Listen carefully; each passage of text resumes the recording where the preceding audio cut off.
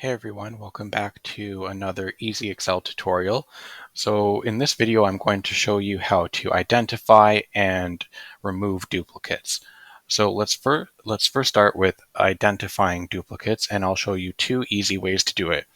So we have a list of names here in column A, and I'm going to show you first how to identify duplicates using conditional formatting. So first thing, we're going to select all of column A.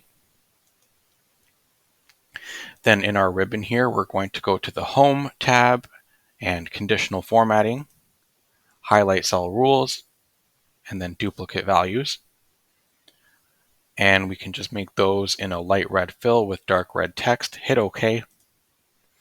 And now if we scroll here, we can see that all of the duplicates have been highlighted in red. So that's way number one, using conditional formatting. Another thing we can do is we can use a Countif formula. So I'm just going to create a new column here called Duplicate Check. Add some filters to our column.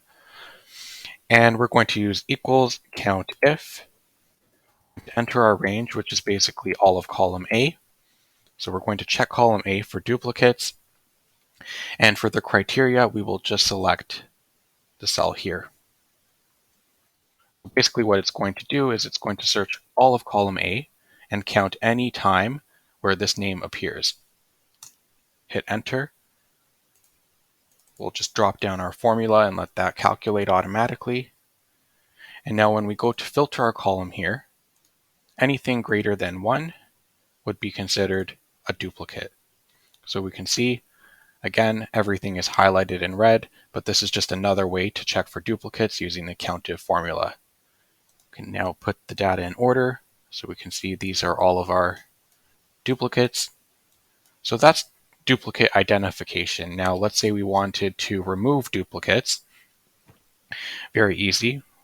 We'll just select our table, go to the Data tab, and then there's a little button here called Remove Duplicates.